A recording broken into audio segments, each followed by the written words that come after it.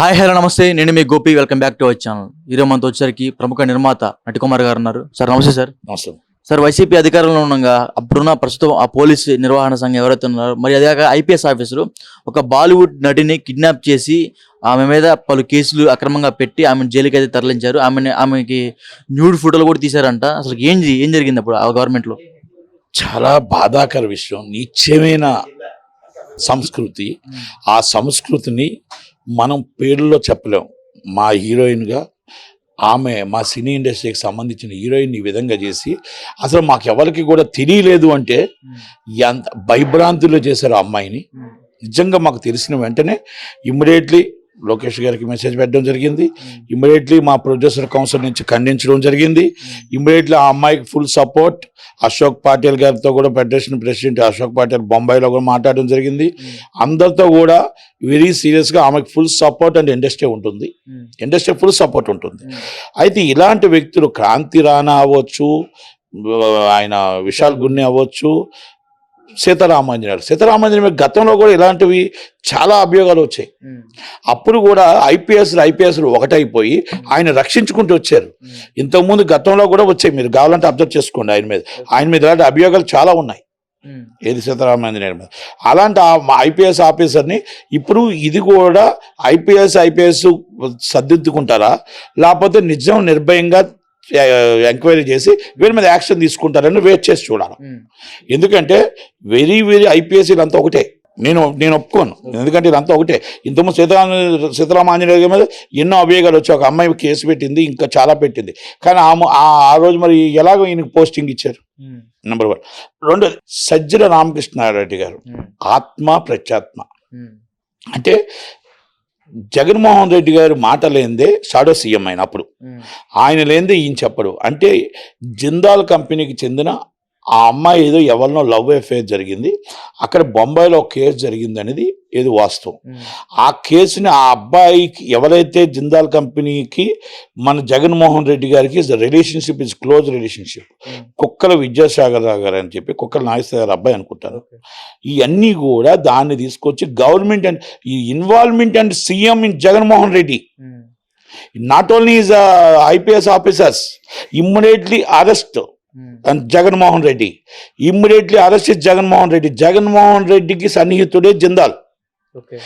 జగన్మోహన్ రెడ్డి గారు చెప్తేనే సజ్జల రామకృష్ణారెడ్డి గారు వీరందరూ ఐపీఎస్లో యాక్టింగ్ చేశారు. కాబట్టి సాక్షాత్ రాష్ట్ర చీఫ్ మినిస్టరే ఒక ఆడపిల్లని 40 రోజులు చిత్రహింసలు పెట్టి న్యూడ్ ఫోటోలు పెట్టి ఇలా చేయిస్తే ఇక ఎవరికి చెప్పుకుంటారు? అమ్మాయిని జైల్లో కొట్టారంట కదా. అమ్మాయి జైలు కొట్టడం కాదు, చిత్రహింసలు పెట్టారు. అక్కడి నుంచి పోనీ తెలంగాణ చెప్పుకుందామంటే దత్తపుత్రుడు ఈయన టీఆర్ఎస్ అయినాయా, ఇక్కడ సేమ్ జగన్మోహన్ రెడ్డి ఎంతో అక్కడ అంతే. ఇక్కడ ఎవరికి చెప్పుకోవడానికి లేదు. It's very influenced person is Mumbai.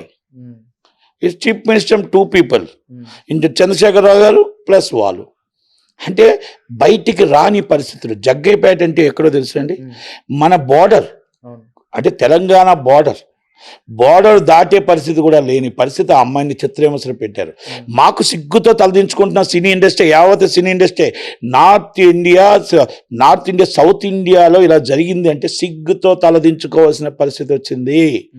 ఈరోజు వాళ్ళని నేను ఒక్కటే చెప్తున్నా, వాళ్ళ మీద క్షుణ్ణంగా పరిశీలించి ఎంక్వైరీ చేసి ఐపీఎస్ ఆఫీసర్ మీద ముందు జగన్మోహన్ రెడ్డి గారి మీద, సజ్జల భార్గవ రెడ్డి గారి మీద, సజ్జల రామకృష్ణారెడ్డి గారి మీద కేసు పెట్టాల్సిందే.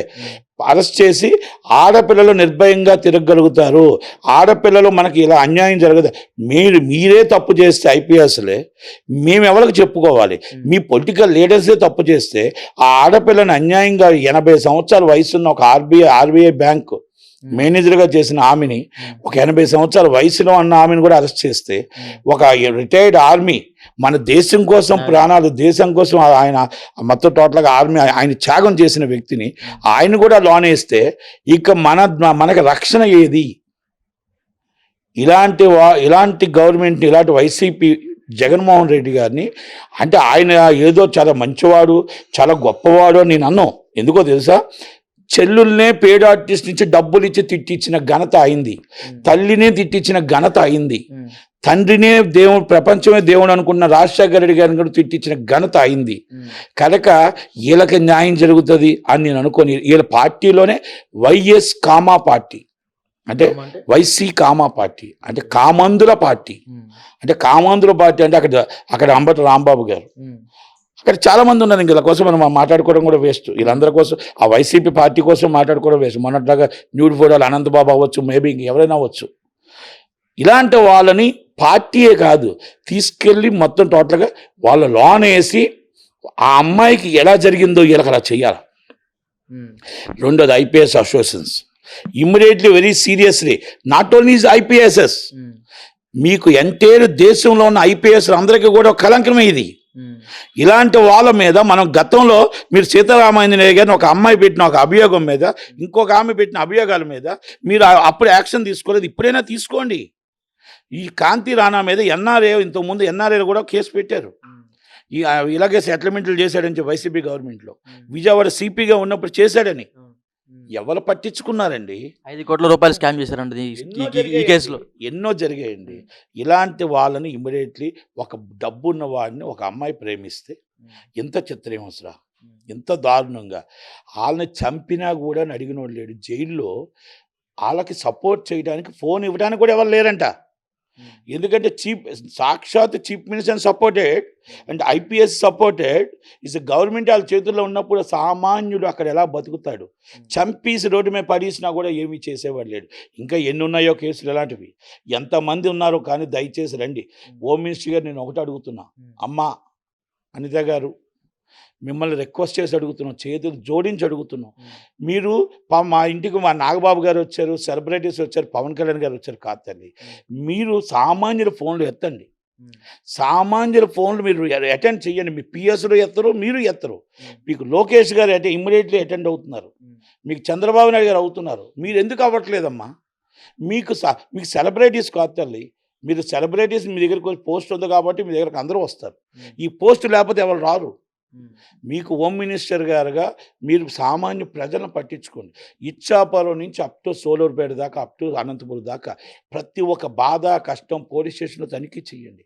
పోలీస్ స్టేషన్ కాడికి వెళ్ళండి, ఆడబిడ్డలకు బాధ కనుక్కోండి, ఆ కష్టాలు కనుక్కోండి.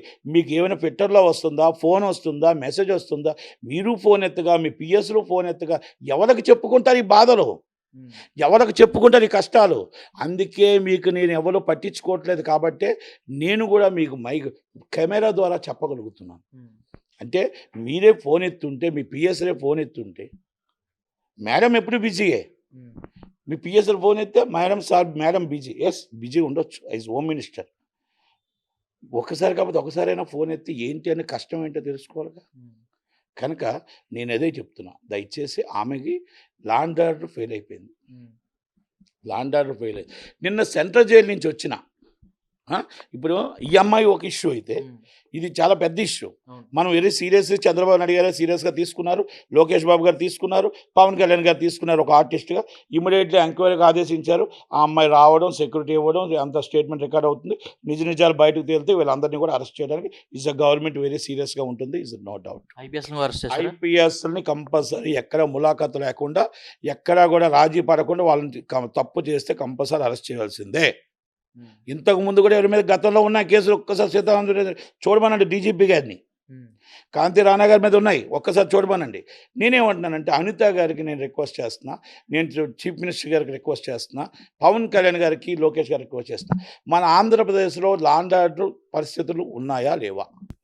ఇప్పుడు నేనేమంటున్నానంటే ఆ అమ్మాయి విషయంలో మనం గవర్నమెంట్ సీరియస్గా తీసుకుంది. నేను జగన్మోహన్ రెడ్డి గారి మీద అరెస్ట్ చేయమంటున్నా. జగన్మోహన్ రెడ్డి గారికి జిందాల్ కంపెనీకి ఏంటి లింక్స్, అక్క నాగేశ్వరరావు గారికి, విద్యాసాగర్ గారికి ఏంటి లింకు?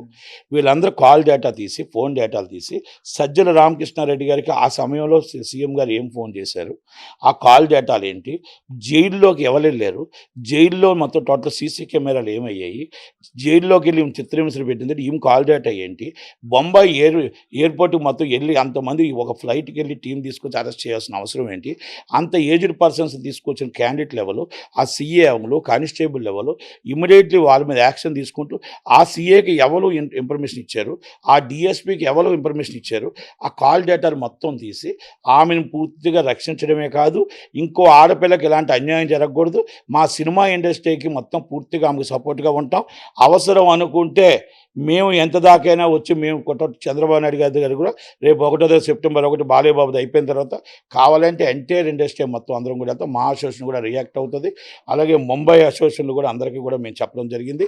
వ్యక్తిగతంగా కూడా మేము ఒక ప్రొడ్యూసర్ కౌన్సిల్ జాయింట్ సెక్రటరీగా ఆయన సపోర్టెడ్ ఈజ్, ఆ అమ్మాయికి పూర్తి సపోర్ట్ పూర్తి సెక్యూరిటీ ఇవ్వడానికి